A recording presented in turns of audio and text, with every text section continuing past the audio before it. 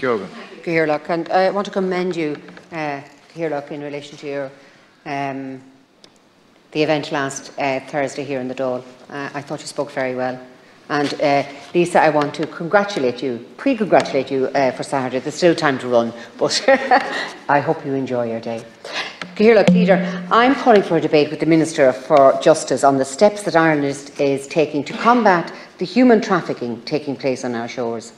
I welcome Minister Harris's signalling that Ireland is to join the EU directive, which will amend the anti-trafficking directive, strengthening our ability to combat these crimes and introducing a European referral mechanism to improve early identification of victims and provide support. Harmonised definition of the likes of forced marriage and illegal adoptions across the EU, and the use of advanced passenger information will allow us to be able to identify, disrupt and prosecute those involved in organised crime engaging in the trafficking of persons for labour or prostitution. Last year, the Council of Europe's group of experts on action against trafficking in human beings stated that sexual exploitation in Ireland remains the primary form of exploitation, but the number of people trafficked for labour exploitation in sectors including fishing, farming, construction, catering and domestic work grew. And that trafficking for labour exploitation means under-recognised and under-reported. Shockingly, there have been no convictions for trafficking for labour exploitation in this country, despite the increasing numbers of identified suspected cases. And yet, we know that Ireland is not immune to trafficking. So we need to hear what's been done by this government to step up the effort in combating trafficking. We need to establish safe reporting procedures for foreign workers and to review the atypical working scheme in the fisheries industry in order to ensure that it contains sufficient safeguards against the trafficking and exploitation of fishermen.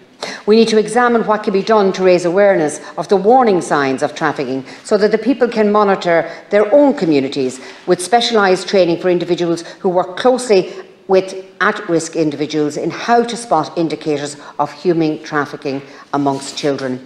The mass movement of persons across the European continent as a result of the Russian invasion of Ukraine has provided traffickers with the perfect smokescreen to carry out large-scale operations undetected. We must be extra vigilant in this environment to ensuring that the vulnerabilities of people in flux are not exploited for profit. I reminded of this time last year when 91 children were flown into Dublin airport by a charity, 59 of them unaccompanied, and TUSLA didn't even know about it. I'm not saying that there was anything untoward about that particular instance, but it really does show that the eye needs to be on the ball all of the time. So could we have a minister in for the debate on this? Thank you. Senator Keogan spoke this morning around the whole issue of human trafficking, which is a really serious issue. I think in Ireland we are certainly not top of the class. We're not even middle of the class. We're performing very poorly, and lots of very vulnerable people, predominantly women, are being trafficked in and out of this country and around the country. So it is a significant problem, and we are absolutely failing in that regard.